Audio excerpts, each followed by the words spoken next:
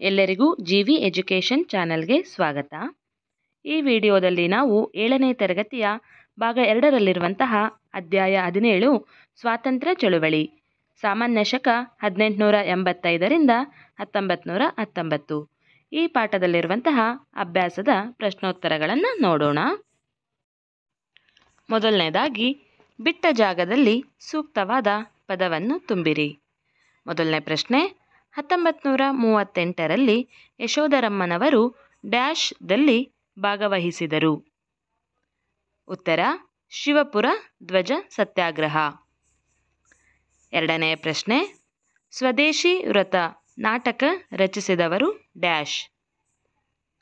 ಉತ್ತರ ಉಮಾಬಾಯಿ ಕುಂದಾಪುರ. ಮೂರನೇ ಪ್ರಶ್ನೆ, ಗಾಂಧಿಯವರ ರಾಜಕೀಯ ಗುರು ಡ್ಯಾಶ್.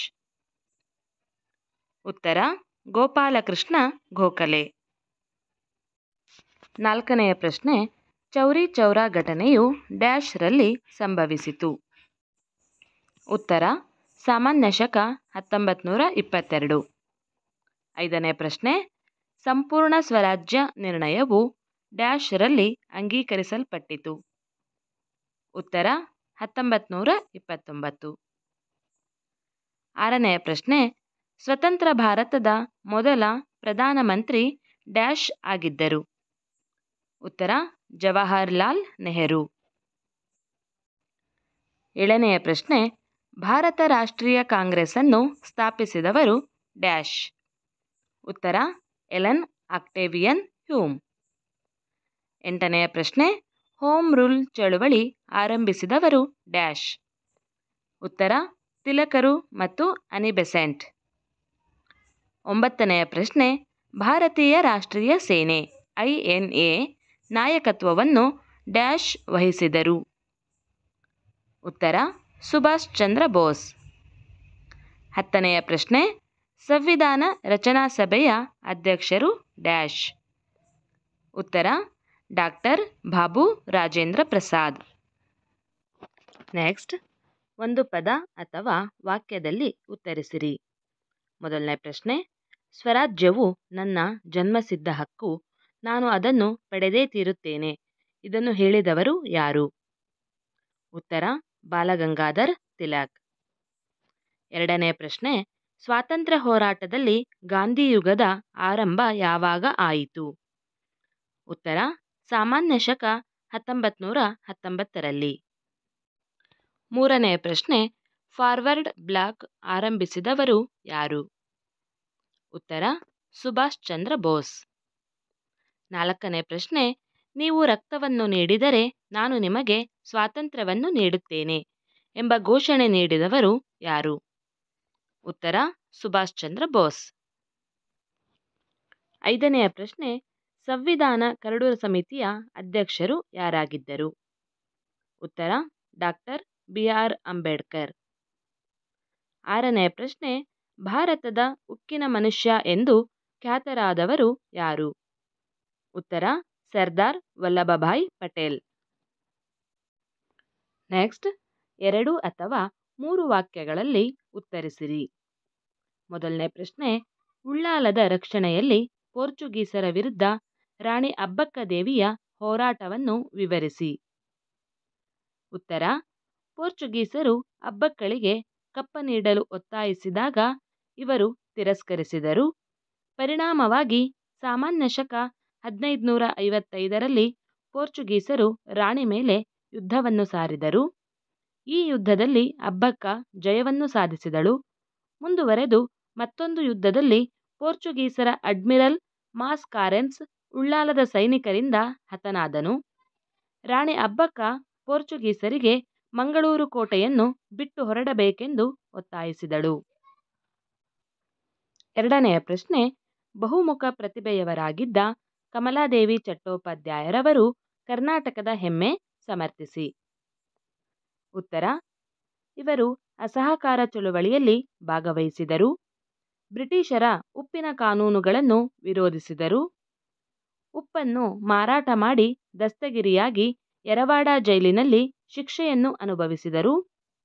ಕಮಲಾದೇವಿ ಅವರು ಸ್ವಾತಂತ್ರ್ಯ ಹೋರಾಟಗಾರರಷ್ಟೇ ಅಲ್ಲದೆ ಸಮಾಜ ಸುಧಾರಕರು, ಸ್ತ್ರೀವಾದಿ ಚಿಂತಕರು, ಸಾಹಿತಿ ಮತ್ತು ಚಲನಚಿತ್ರ ನಟರೂ ಆಗಿದ್ದರು.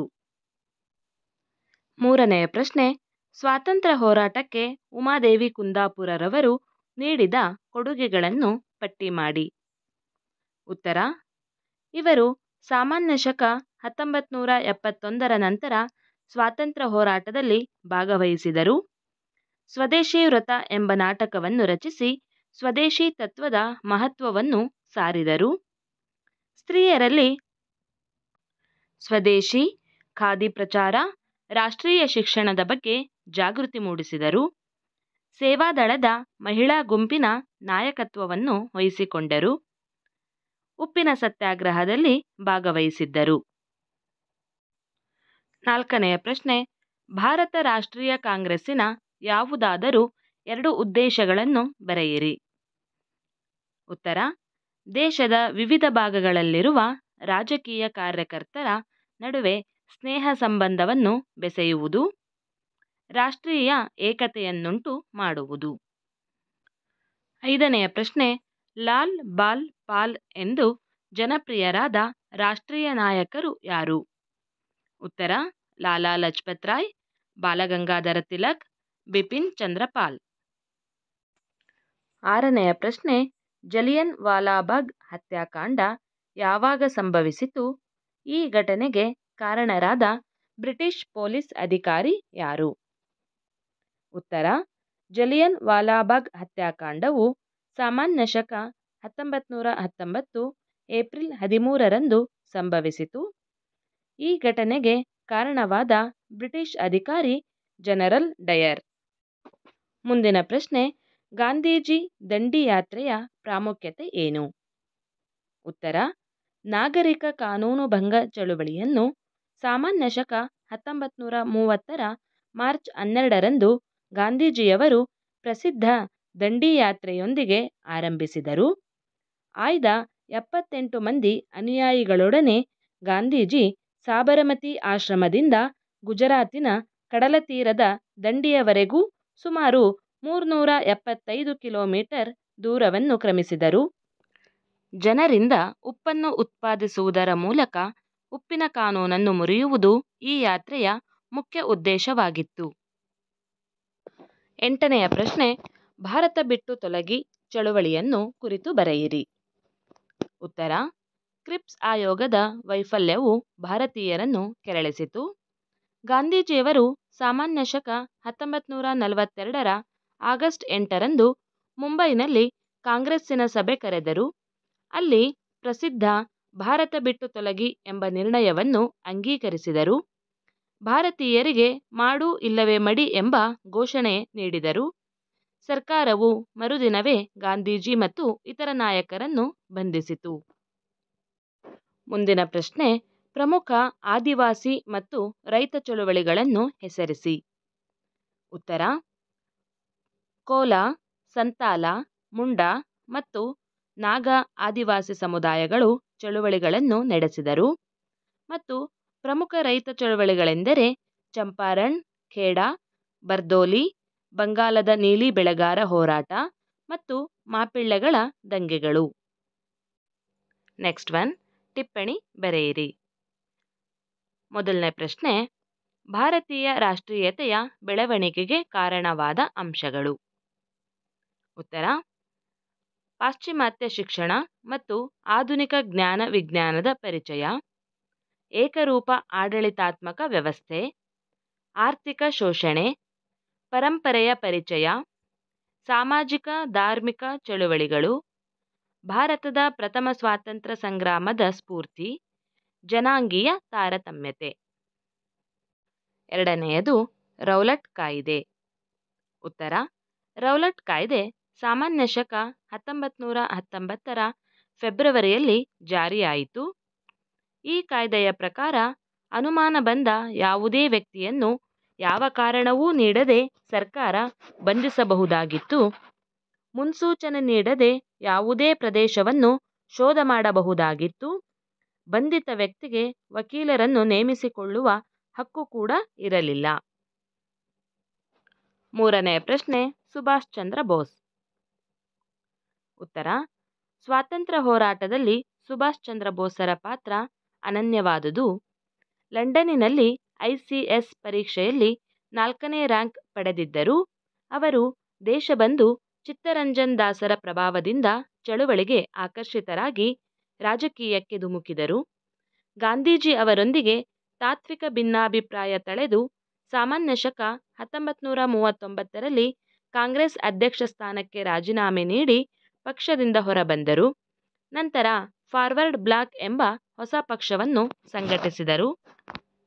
ಸಾಮಾನ್ಯ ಶಕ 1943ರಲ್ಲಿ ಸುಭಾಷ್ ಚಂದ್ರರು INAಯ ನಾಯಕತ್ವವನ್ನು ವಹಿಸಿಕೊಂಡರು. ನೀವು ರಕ್ತವನ್ನು ನೀಡಿದರೆ ನಾನು ನಿಮಗೆ ಸ್ವಾತಂತ್ರ್ಯವನ್ನು ನೀಡುತ್ತೇನೆ ಎಂದು ನೇತಾಜಿ ದಿಟ್ಟತನದ ಕರೆ ನೀಡಿದರು. ಬ್ರಿಟನ್ನಿನ ಶತ್ರುಗಳ ನೆರವಿನಿಂದ ಭಾರತವನ್ನು ಸ್ವತಂತ್ರವಾಗಿಸುವುದು ಇವರ ಏಕೈಕ ಗುರಿಯಾಗಿತ್ತು.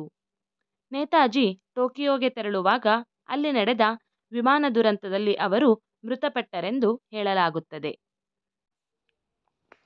4ನೇ ಪ್ರಶ್ನೆ, ಡಾಕ್ಟರ್ BR ಅಂಬೇಡ್ಕರ್. ಉತ್ತರ: ಡಾಕ್ಟರ್ BR ಅಂಬೇಡ್ಕರ್ ಅವರು ದಲಿತ ಮತ್ತು ಇತರೆ ಶೋಷಿತ ವರ್ಗಗಳ ಶ್ರೇಯೋಭಿವೃದ್ಧಿಗಾಗಿ ಶ್ರಮಿಸಿದ ದೊಡ್ಡ ಹೋರಾಟಗಾರರು.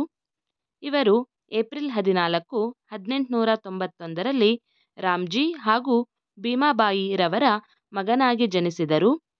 ಸಾಮಾಜಿಕ ಅಸಮಾನತೆಯನ್ನು ತೊಲಗಿಸಲು ಸಂವಿಧಾನಾತ್ಮಕ ಮಾರ್ಗವೊಂದೇ ಸಾಧನವೆಂದು ನಂಬಿದ್ದರು. ಅಸ್ಪೃಶ್ಯತೆಯ ವಿರುದ್ಧ ಹಲವು ಹೋರಾಟಗಳನ್ನು ರೂಪಿಸಿದರು. ಮೂಕನಾಯಕ ಮತ್ತು ಬಹಿಷ್ಕೃತ ಭಾರತ ಎಂಬ ಪತ್ರಿಕೆಗಳ ಸಂಪಾದಕರಾಗಿ ದಲಿತ, ಶೋಷಿತ ಮತ್ತು ಅಸ್ಪೃಶ್ಯರ ಧ್ವನಿಯಾದರು. ಸ್ವತಂತ್ರ ಭಾರತದ ಸಂವಿಧಾನದ ಕರಡು ರಚನಾ ಸಮಿತಿಯ ಅಧ್ಯಕ್ಷರಾಗಿದ್ದರು. ಅವರು ಸ್ವತಂತ್ರ ಭಾರತದ ಮೊದಲ ಕಾನೂನು ಮಂತ್ರಿಯಾಗಿದ್ದರು. ಇವರು ಸಾಮಾನ್ಯ ಶಕ 1956 ಡಿಸೆಂಬರ್ 6ರಂದು ತೀರಿಕೊಂಡರು. ಇದಿಷ್ಟು 7ನೇ ತರಗತಿಯ ಭಾಗ 2ರಲ್ಲಿರುವಂತಹ ಅಧ್ಯಾಯ 17 ಸ್ವಾತಂತ್ರ್ಯ ಚಳವಳಿ ಪಾಠದಲ್ಲಿರುವಂತಹ ಅಭ್ಯಾಸದ ಪ್ರಶ್ನೋತ್ತರಗಳಾಗಿವೆ. ಈ ವಿಡಿಯೋ ನಿಮಗೆ ಇಷ್ಟವಾದರೆ ಲೈಕ್ ಮಾಡಿ, ಶೇರ್ ಮಾಡಿ ಮತ್ತು ಇದೇ ತರಹದ ವಿಡಿಯೋಗಳಿಗಾಗಿ ನಮ್ಮ ಚಾನಲನ್ನು ಸಬ್ಸ್ಕ್ರೈಬ್ ಮಾಡಿಕೊಳ್ಳಿ. ಧನ್ಯವಾದಗಳು.